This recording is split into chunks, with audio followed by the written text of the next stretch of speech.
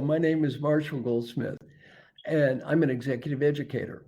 I'm an executive coach, and I'm an author. I've been ranked number one leadership thinker in the world, number one executive coach, and I've got three New York Times bestsellers. And I'm so excited to be talking to you today. Now, years ago, I went to a program called Design the Life You Love. It was put on by a wonderful woman named Aisha Bursell, one of the world's top designers. And she said, "Who are your heroes?" My heroes were kind and generous people who are great teachers. She said, "You should be more like them." I said, "Great idea." I decided to basically adopt 15 people, teach them all I know for free. And the only price is when they get old, they have to do the same thing. Well, I made a little selfie video and put it on LinkedIn. It turned out to be the most widely viewed video in the history of LinkedIn. I thought maybe 100 people would apply and I'd adopt 15. As it turned out, over 18,000 people have applied. And our program is now called 100 Coaches. And we've actually have now about 200 people, including the CEO of the Year in the United States, the number two CEO of the Year in the United States, the ranked number three great leader in the world. We have the president of the World Bank. We have probably the greatest leader in the history of the pharmaceutical industry. We have a CEO of the Mayo Clinic, the CEO of St. Jude's Children's Hospital, MD Anderson Cancer Center, head of the Rockefeller Foundation, 15 of the top 50 business thinkers in the world. We have an amazing group, and our group is called the 100 Coaches. So I'm very excited today to be rolling out a new series where you're going to hear from people I think are among the greatest thinkers and the greatest leaders. And also, I'm a little biased here, but about the greatest people who ever lived. Now, today, I'm going to talk about three things that relate specifically to our new and ever so challenging world. Number one is staying present. It is really hard, and I'm not preaching at anyone else. It's hard for me to stay present in today's incredibly busy, turbulent, and often troubling times. Number two is staying connected. More important today than ever before to stay connected to the people that are around us. And then finally, number three is I'm going to spend a little extra time today talking about young people. A lot of people have been wrapping young people and the younger generation, all they're doing wrong. Well, I'm not in that generation. I'm going to say some good things about that generation because I think that I, as a person who's not a young person, want to say thank you to them for all the good that they're doing in the world. Let's get started. The first topic we're going to be talking about today is the topic of staying present, focusing on what you're doing in an incredibly challenging and difficult time. Hey, I notice I'm not throwing stones at anyone here. It's hard for me. It's hard for me to stay present. Why? Well, it's tempting just to look at the screen and look at how many people have died because of the coronavirus and just read the last news or look at the next press release. It's very hard to stay focused and to concentrate today on much of anything. Well, let me just give you hopefully a couple of guidelines that help me and maybe they'll help you. The first one is be where you are.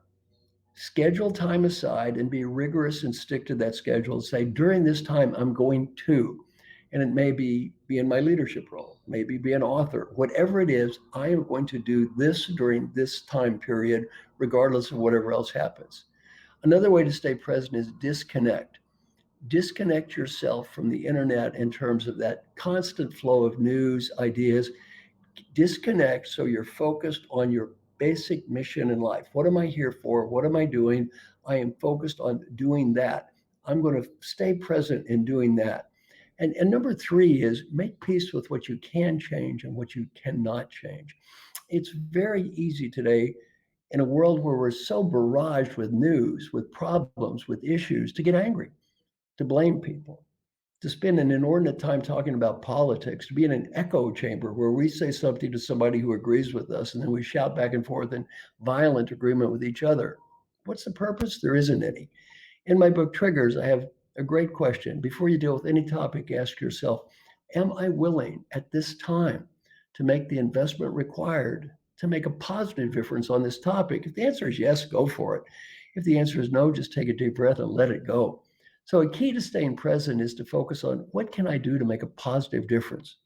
Peter Drucker taught me this. He said, our mission in life is not to prove we're smart and not to prove we're right. It's to make a positive difference. That's what we're on earth for. Really, to be present, focus on how can I make a positive difference with my family, with my occupation, with my life, with the world. And am I doing something right now that's really focused on making a positive difference? Focus on that. So our first challenge is staying present. Not so easy in a very, very challenging and busy world. The second one is very important, staying connected. Actually, many of us are forced to stay at home right now. I know I am. I'm in California and I'm above 70. So I'm definitely in the category this guy should stay at home. Well, in a way, it's harder, but in a way, it's easier to stay connected. It's harder to stay physically connected. I can't see people like I used to. We can't talk to each other, obviously, can't touch each other. Yet it's easier in a way to stay connected because I have more time. I'm not driving back and forth. I can talk to people online. I have a group I talk with every day from some between 30 and 50 or 60 people. Every day we talk. I stay connected with people around the world. So, a couple of strategies for staying connected. One, make a list of the various categories of people you want to stay connected with. For example, in my case, part one list is friends and family. And I found during this crisis, I'm doing better at being connected with my extended family, my cousins, nieces, nephews, people who don't live around me. I haven't seen that much in the past. Really trying to reconnect with those people and say, hey, I love you. I hope it's okay out there. How you doing? And number one, I appreciate it. And number two, even more important, they seem to appreciate it. So it's a great opportunity to stay connected with friends and family. And then make those other list of important stakeholders in your life. Could be your direct reports, it could be your peers, could be your customers. Really reaching out to connect to those people and making that extra effort and realizing they can't always talk to you, they can't always get back to you. They're busy too, but at least doing your best to stay connected with them. And as I always talk about in my books, asking a question, what can I do to help you? Rather than getting lost in pity and gee, poor me and life is hard, what can I do to help you have a great life? And see if there's anything maybe you can do to help them. Now, and the final thing I'd like to talk about in our brief session is young people.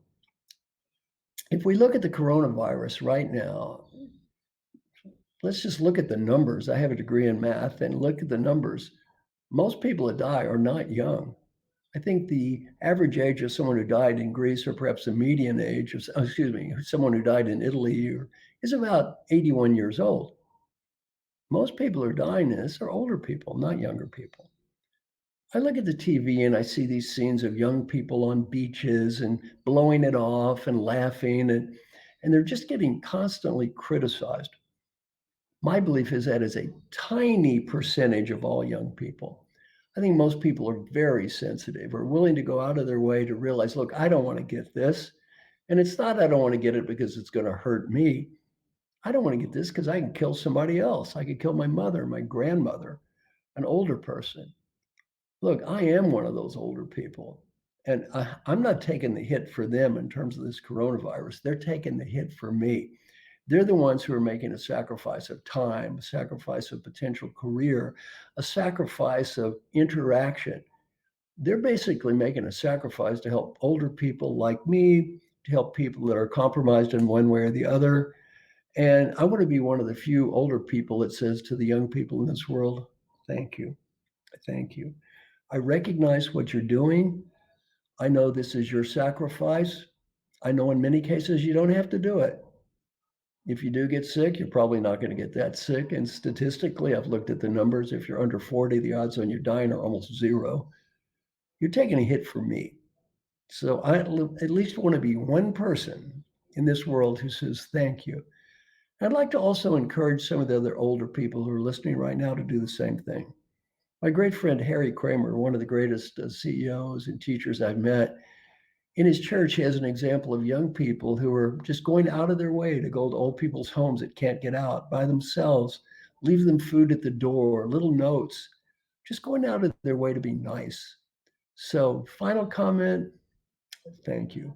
The three topics we've just discussed are number one, being present. Realize it is what it is. Make peace with the situation that exists, and all you can do is do your best at this moment in time. Keep focused on that moment in time and keep focused on how can I make a positive difference. Number two, stay connected. Make a list of those people who are most important in your life and reach out to those people. Maybe the cousin, the niece, the nephew you haven't talked to very much. Maybe your brother or sister that kind of got separated from you. Maybe your direct reports who you haven't coached enough. Maybe your peers that you haven't reached out to. Reach out to those other people and really use this as an opportunity to build connections. And then finally, if you're a little bit older like I am, don't just get into this criticism of young people and what's wrong with them. Thank the many young people in the world that are doing their best to help people like you and me. So finally, this is Marshall Goldsmith. I've enjoyed our conversation. I hope you found it useful as well. If you'd like to send me an email, my email address is Marshall, Marshall, at marshallgoldsmith.com. I'd love to hear from you. We're going to be having some great speakers on this series. So thank you very much.